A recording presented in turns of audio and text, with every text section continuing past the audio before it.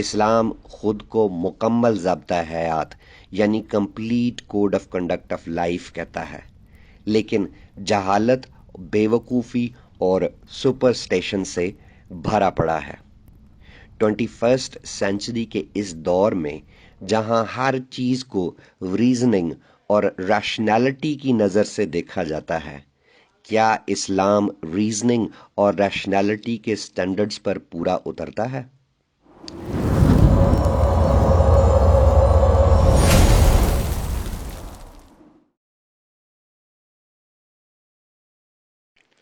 Hello دوستو، میں ہوں ایکس مسلم اسپارٹیکس اور آپ دیکھ رہے ہیں اپنا یوٹیوب چینل۔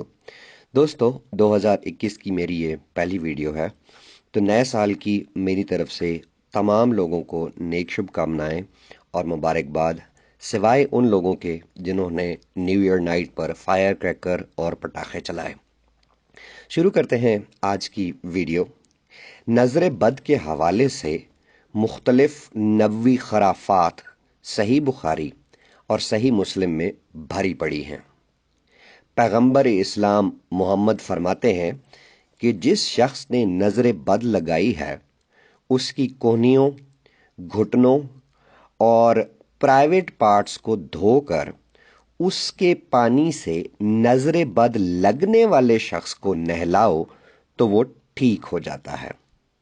مسلمانوں کے ٹاپ کے علماء امام نووی اور قاضی ایاز وغیرہ کے فتوے بھی ہیں کہ جو شخص نظر بد لگانے میں مشہور ہو جائے تو گورنمنٹ کو چاہیے کہ اس کے اوپر پابندی لگا دے کہ وہ لوگوں کو نہ دیکھ سکے، اسے شہر سے باہر نکال دیا جائے اور بالکل آئسولیشن میں رکھا جائے، اور گورنمنٹ اس کے کھانے پینے کا انتظام وہاں آئسولیشن میں کرے۔ ایسی ہی ایک صحیح حدیث موطا امام مالک میں موجود ہے، جسے مشکات میں نقل کیا گیا ہے، اور سعودی مفتی اعظم البانی نے اس پر صحیح یعنی اتھینٹک ہونے کا حکم لگایا ہے۔ حدیث کچھ یوں ہے کہ ابو امامہ کہتے ہیں کہ ایک دن عامر بن ربی نے میرے والد سہل بن حنیف کو نہاتے ہوئے دیکھا تو کہنے لگا، اللہ کی قسم میں نے تو آج کے دن تک کوئی اس طرح کا خوبصورت بدن نہیں دیکھا، اور پردہ نشین یعنی خوبصورت عورت کی کھال بھی، اس کا جسم بھی سہل کی کھال جیسا نازک اور خوش رنگ نہیں دیکھا۔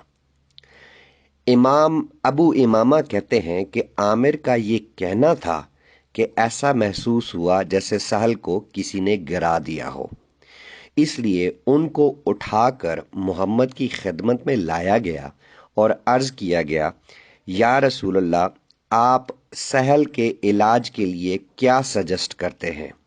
اللہ کی قسم یہ تو اپنا سر اٹھانے کی بھی طاقت نہیں رکھتے۔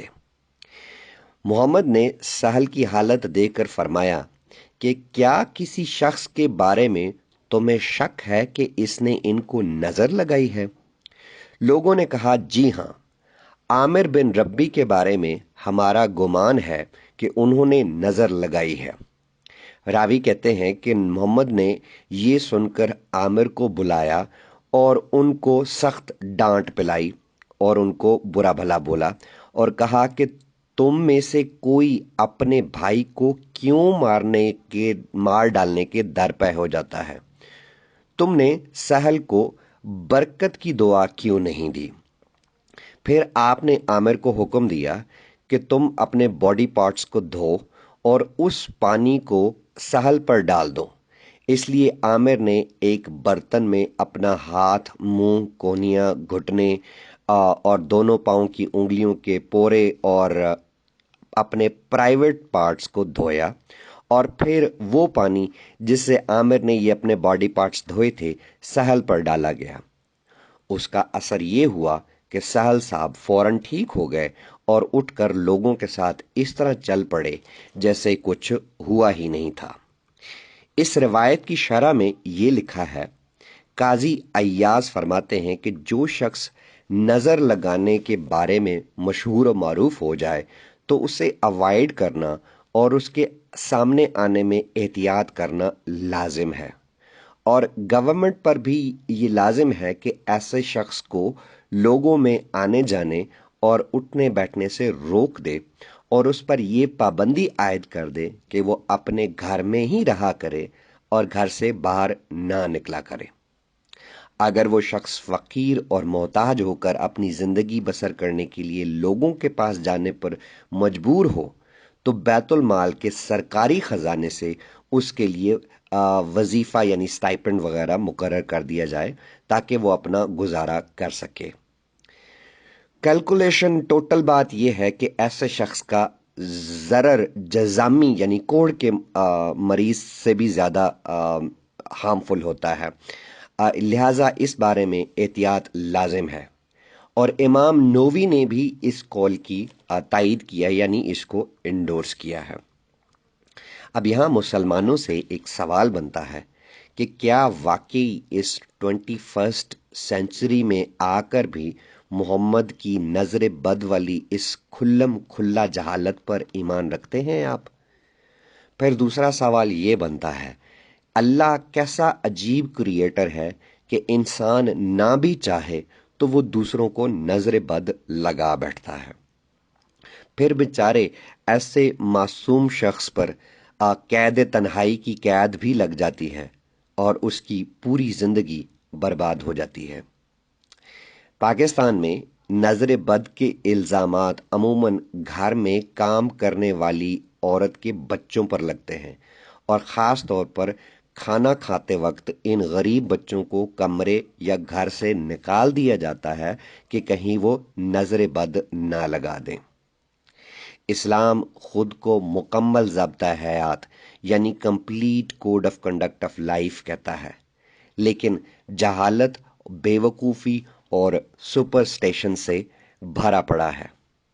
21 سینچری کے اس دور میں جہاں ہر چیز کو ریزننگ اور ریشنالٹی کی نظر سے دیکھا جاتا ہے، کیا اسلام ریزننگ اور ریشنالٹی کے سٹینڈرڈز پر پورا اترتا ہے؟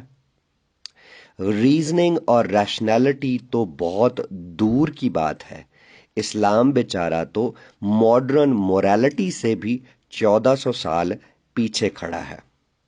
میری سب سننے والوں سے اور خاص طور پر مسلمانوں سے ریکویسٹ ہے کہ آج ہماری لائف میں کوئی بھی ایک چیز ایسی نہیں، کوئی بھی ایک پہلو ایسا نہیں، کوئی بھی ایسا فلو نہیں جسے فل کرنے کے لیے ہمیں مذہب کی ضرورت پڑے۔